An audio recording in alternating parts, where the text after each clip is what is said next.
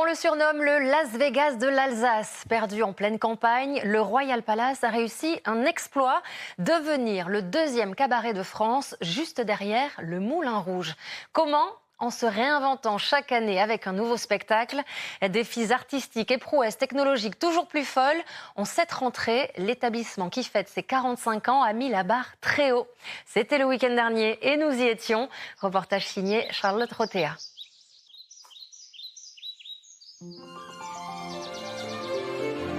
À une demi-heure de Strasbourg, dans la campagne alsacienne, là où les communes ont des noms quasi imprononçables, Kirchwiller, un village de seulement 500 habitants en apparence tranquille, sauf qu'à la nuit tombée, on se croirait presque à Las Vegas. 200 000 visiteurs par an, un complexe de 8000 mètres carrés, une salle de spectacle de 1000 places et un kitsch assumé. Le Royal Palace est le deuxième cabaret de France, derrière le Moulin Rouge. J'ai entendu dire que c'était un peu l'équivalent du Lido. Comme chaque année, il joue sa réputation à la rentrée, avec un tout nouveau spectacle, Parfum d'étoiles, créé par Jérémy Hamelin, ancien finaliste de la Star Academy en 2005. C'est les 45 ans du Royal Palace, et puis on a vu très grand, très grand. Les architectes de ce succès, les Meyer, père et fils, ont investi 2 millions d'euros pour séduire encore plus de spectateurs. On est à la campagne et puis il faut faire fort pour que les gens se déplacent. Sur scène, 43 artistes sélectionnés dans le monde entier. Chanteurs, acrobates et danseurs, pour des tableaux toujours plus impressionnants. Nous les avons suivis dans la dernière ligne droite avant le show. Chiara est la nouvelle recrue du corps de ballet. Elle découvre tout de l'univers du music-hall. Ils ont pas le temps, enlevez-vous Et espère bien s'y faire une place. Pour se renouveler, le cabaret alsacien a fait appel pour la première fois à une costumière plumassière. C'est un peu comme si vous sautiez en parachute et vous dites est-ce qu'il va s'ouvrir, est-ce qu'il va pas s'ouvrir. Alors les équipes artistiques et techniques seront-elles prêtes à temps pour la première ? Mathieu, faut que tu viennes en coulisses. Sun Spiker marche pas, viens. La célèbre institution alsacienne arrivera-t-elle à égaler et même dépasser les shows parisiens ?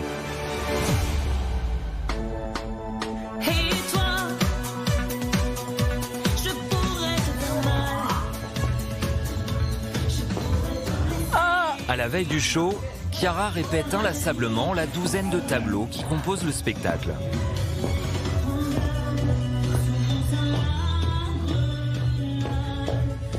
Tout juste diplômée de son école de music hall, cette jeune danseuse de 22 ans est arrivée de Paris il y a moins d'un mois.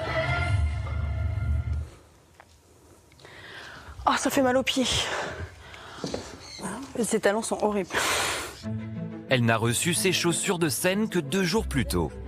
Malgré la douleur, pas question de s'arrêter. Moi, c'est mon premier contrat et j'ai envie de m'enrichir techniquement et de devenir meilleure et j'ai envie d'être sur scène au même niveau que tout le monde. Cette année, ils sont 21 danseurs. La grenade. On peut enchaîner la grenade. Demain, ils se confronteront pour la première fois au public. Jérémy Hamelin, le metteur en scène, n'en mène pas large. C'est le rush. Aujourd'hui, on va faire l'équivalent de 3 semaines de taf en une journée, je pense. On improvise sur l'instant. Toute la journée, ça va être il manque ça, il faut faire ça, on change ça. C'est quoi ça ? Dès le début du filage, un premier problème technique apparaît. Éloi, le chanteur, n'arrive pas à temps sur scène. Ça s'est bloqué la trappe. C'est par... on a touché un truc ou... Mais non, mais il dit qu'il n'a pas le temps, Éloi, mais il a le temps. C'est la première fois que le chanteur utilise cette trappe. Il doit l'actionner lui-même lorsque le décor est en place au-dessus de lui. Tout se joue en l'espace de quelques secondes avant le début de sa chanson. Moi, je l'ai jamais fait. Je vois Jérémy qui est là devant les toits. T'as bien fait. Non. Je l'appuie pas. T'as bien fait. On l'a jamais testé, donc. On refait, prends garde, comme ça on refait l'entrée de l'étoile. Le directeur technique, c'est Jérémy Fernandez, celui qui va devoir gérer tous les couacs d'ici la première. Tout est toujours à la seconde près, tout le spectacle à la seconde près. Allez, retourne d'où tu viens. Va-t'en, je te dis. L'équipe technique va s'adapter jusqu'à la dernière minute pour qu'aucun grain de sable ne vienne enrayer la machine.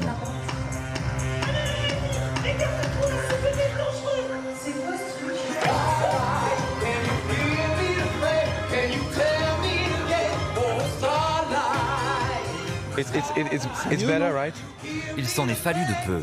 Alors réussira-t-il le même exploit lors de la première? Pour espérer devenir le premier cabaret de France, la famille a investi dans le plus grand écran LED haute définition d'Europe. Et pour rivaliser avec leurs concurrents parisiens, ils ont fait venir un oiseau rare, Sandy, l'une des 50 dernières plumassières de France. Alors là, on a des plumes d'autruche et des plumes de paon. C'est du haut niveau, c'est un vrai challenge. Et puis, il y a quand même plus de 200 représentations. Il faut que ça dure dans le temps. Hi. Cet après-midi, Salut. son atelier se transforme en bureau des plaintes des danseuses. C'est dur, là? Oui, ça me laisse une marque sur la tête. Le principal problème, c'est que je sens ça, là. Alors, tu vas essayer avec de la mousse. Alors, c'est juste pour essayer. Désolée pour mon anglais. Non, non, c'est bien, c'est bien. Oh, wow! Oui. Bon, tout le monde est heureux. Happy end. Il ne lui reste plus que 24 heures pour reprendre une douzaine de coiffes d'ici la première. C'est le jour J. Les premiers spectateurs arrivent et parmi eux, des jeunes mariés qui ont décidé de fêter ici le plus beau jour de leur vie. Je suis alsacienne et j'adore ce cabaret. Pour moi, les cabarets parisiens n'atteignent pas son niveau, quoi. Le compte à rebours est lancé pour les équipes du cabaret. Le public a 2 heures pour dîner avant le spectacle. La chorégraphie des serveurs est chronométrée. Pour Chiara aussi, c'est une course contre la montre qui vient de commencer. Là, j'ai mon chapeau. Elle porte 11 costumes différents pendant le spectacle. J'ai tous les accessoires, ça c'est bon, j'ai vérifié. Et a parfois moins de 2 minutes pour se changer. Alors, pour gagner du temps, elle a mis en place une stratégie. D'abord le string, ensuite jupe, ensuite haut, ensuite chapeau avant les gants, parce qu'une fois qu'on a mis les gants, on peut plus rien faire, on peut plus rien fermer. Moi, je sais que quand je suis stressée et que je sais que je dois faire vite et bien, bah ça me stresse encore plus et du coup, j'ai encore plus de mal. Jérémy, le directeur technique, est juste sous la scène pour une ultime vérification. Un des enjeux de ce soir, que les trappes ne se bloquent pas. Il faut que tout soit tout fonctionnel, beau, propre. Donc là, il y a tout le monde qui s'active dans chaque corps de métier pour que ça soit prêt pour le client, quoi. En loge, on s'encourage une dernière fois. Les danseuses doivent se maquiller, se coiffer et s'habiller elles-mêmes en une dizaine de minutes seulement. Et là, j'y vais. C'est l'aboutissement d'un mois de travail acharné. C'est parti.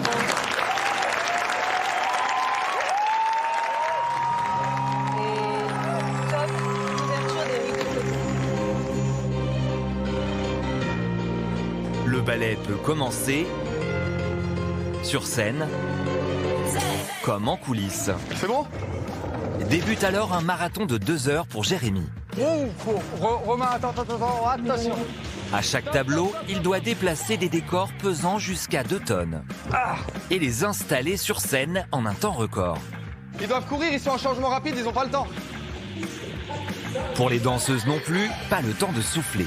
Les tableaux s'enchaînent à un rythme effréné. C'est la guerre derrière Ellie. Il faut courir si on tient à sa vie, il faut se dépêcher et être très zen en même temps. C'est beaucoup d'émotions. Préparez-vous à l'étoile, les gars. Ça va pas tarder.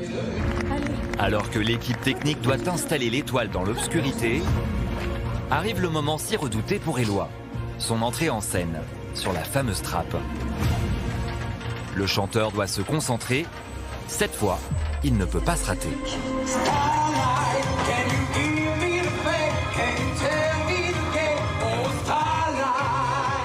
Je suis attentif pour être sûr que tout se passe bien. Bon, pour le moment, ça va.